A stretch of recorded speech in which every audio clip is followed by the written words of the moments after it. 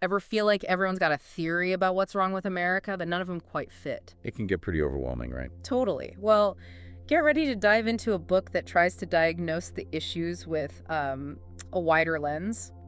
The book is How America Works and Why It Doesn't Oh, by interesting. William Cooper.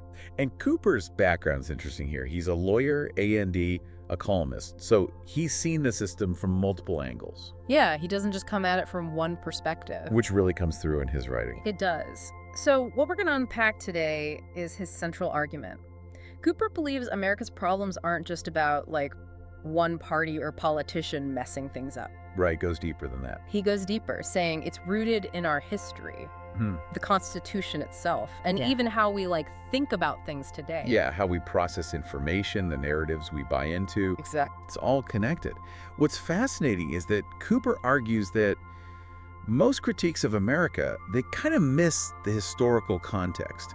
Like, to understand why America is the way it is, you need to realize just how bad things were before the U.S. even existed. We're talking pre-revolution and pre-founding fathers. Exactly. He actually quotes Thomas Hobbes Oh, wow. to drive that point home. You know, the life is nasty, brutish, and short guy. Talk about starting with a bang. Right.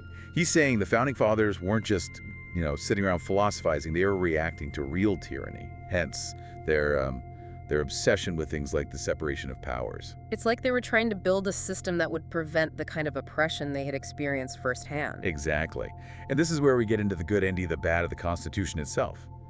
Because Cooper, he doesn't shy away from the awful stuff. Right, it's not all sunshine and roses. Not at all. He brings up the 3/5 clause, the slave trade clause. These weren't side notes. These were woven into the fabric of the founding document. Yeah, those are really hard to ignore. They are. For those who might not remember, the 3/5 compromise, that counted slaves as 3/5 of a person for representation in Congress. Right. Which had huge implications for political power. It's a dark part of our history. Absolutely. But Cooper also points out the parts that have, at least to some degree, worked. He talks about democracy, though he acknowledges it's flawed in its implementation, and the separation of powers, which we see playing out constantly today. Yeah, all over the news. Think Congress versus the president, the judiciary's role. And then there's federalism. Right. This idea that power is divided between the federal government and the states. Which, as you can imagine, creates tension.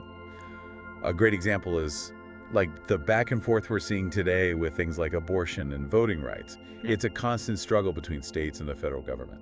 So much debate about which entity should have the final say. Exactly. And finally, Cooper tackles free speech.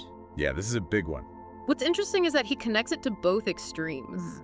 The far left and the far right, citing things like cancel culture on one side and Right. Trump's speech before January 6th on the other.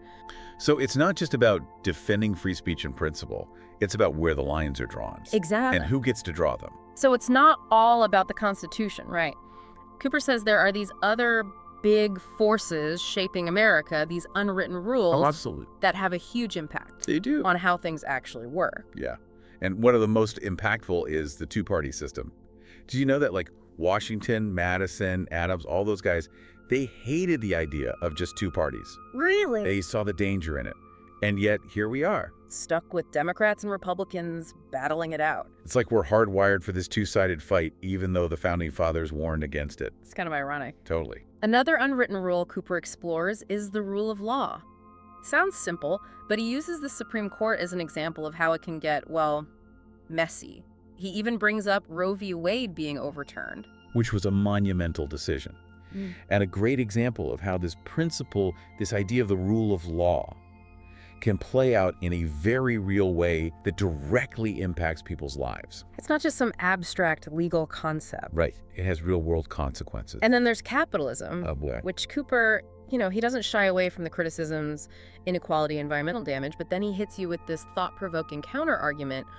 Most critics of capitalism are benefiting from it, even as they complain. He gives this really funny example. It's this famous, very vocal critic of capitalism who lives on this huge estate. A little hypocritical, maybe? It just highlights the hypocrisy that he sees. Yeah, it's easy to criticize the system when you're also reaping its rewards. Exactly. And that tension is something Cooper explores throughout the book. So he's painting this picture of a complex system with a lot of moving parts, good A and D bad, all shaping how America functions. or in some cases, malfunctions. And that's just the setup. It gets even more interesting when he digs into why he thinks America isn't working as well as it should be. Okay, so we've laid the groundwork. We've talked about the historical context, the Constitution, these unwritten rules. Now it's time to dive into Cooper's diagnosis. So what's the big diagnosis? What's holding us back, according to Cooper? Well, he calls it a toxic trio. Ooh, I like that. A toxic trio. Okay, lay it on me. So the three culprits, according to Cooper, are tribalism, social media, and a broken political system. Okay. And he's not just saying these things exist. He's explaining how they kind of like work together to create this perfect storm that we're seeing today. All right, so let's break it down then. Toxic trio. Let's start with tribalism. What does he mean by that exactly? Because it's not just disagreeing, right? Right, exactly. He's talking about something much deeper. This urge to divide ourselves into like us versus them, where the other side isn't just wrong, but they're the enemy. Right. And to illustrate how pervasive this is, he cites this statistic. Almost half of Americans avoid talking about politics with certain people altogether. Wow, that's almost half the country just like shutting down conversations before they even start. I know, like, I've been in situations where I've definitely avoided political topics just to keep the peace. Have you experienced that? Oh, absolutely, yeah. It's a Yeah. common experience. And it speaks to like the level of division that Cooper's talking about. And this is where social media comes in. Okay. Because Cooper argues that it's not just a neutral platform, it's actively making things worse. Social media gets a bad rap, though. Is it really that bad? According to Cooper, yes. He talks about how like algorithms are designed to keep us engaged, even if that means, feeding us content that makes us angry or afraid. Yeah. Outrage equals clicks, and clicks equal profit, Yeah. you know? It's true. I mean, those algorithms really seem to know how to, like, push our buttons. Yeah. And it's hard to avoid the misinformation online these days. Exactly, yeah. It's like we're constantly bombarded with information, and it's so hard to distinguish what's true, what's biased, and what's, downright false. Right. And this constant barrage, it just fuels the tribalism we talked about, It creates this vicious cycle. Okay, so we've got tribalism fueled by social media, creating this, like, echo chamber of anger and misinformation. Where does the broken political system fit into all of this? So this is where Cooper argues that the two-party system, which we talked about earlier, really comes into play. He believes that it exacerbates the problem by pushing for extremes instead of, more nuanced solutions. It's all about winning, not governing. Yeah, it's like they're playing a game and we're the ones who suffer the consequences. Exactly. And that brings us to the next major issue that Cooper tackles, which he calls the dumbing down of America. Dumbing down. Okay, that sounds kind of harsh. What does he mean by that? He's referring to like a decline in critical thinking, an inability or maybe an unwillingness to really engage with complex issues in a meaningful way. And he argues that both parties have kind of fallen into this trap. They're pushing overly simplistic narratives. They're embracing ideas that are, quite frankly, demonstrably false. So it's not just about one party being right and the other being wrong. Exactly. He's saying this is a systemic issue. Gotcha. He uses examples like the Obama-born in Kenya conspiracy theory. Which, for years, people believed, despite overwhelming evidence to the contrary. Like, it just shows you how powerful these false narratives can be. Absolutely. And how susceptible we are to them, especially when they confirm, our pre-existing bias. Right, right. And Cooper argues that this decline in critical thinking, it creates fertile ground for misinformation, for manipulation, and it makes it easier for politicians to avoid accountability and push their own agendas. So we've got the toxic trio, tribalism, social media, this dumbing down of America. What else? What other challenges does he see? Well, he dedicates a significant portion of the book to what he calls policy failures. Oh. These are areas where, despite America's resources, its potential, we're failing to meet the needs of our citizens and address these really critical issues. Oh, give me some examples. What kind of policy failures is he talking about?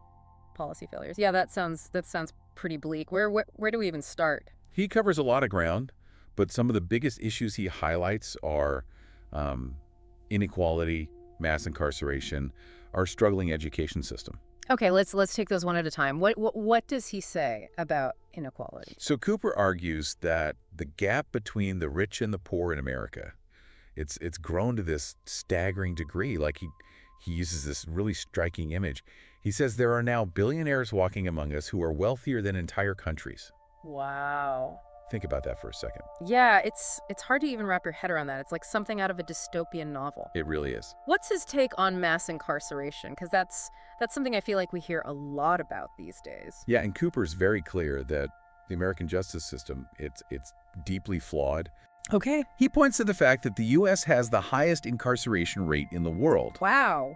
with a disproportionate number of those imprisoned being people of color. Yeah, it's a really disturbing trend. What about education? How does that fit into all of this? Well, he argues that our public education system is, in many ways, failing to equip students with the skills they need to actually succeed in, like the 21st century economy. Hmm. And then to make matters worse, we're saddling them with, this crippling student loan debt that often prevents them from fully participating in that economy, even if they do manage to get a degree. It's like we're setting up an entire generation for failure. It's a very real concern that he raises. Yeah.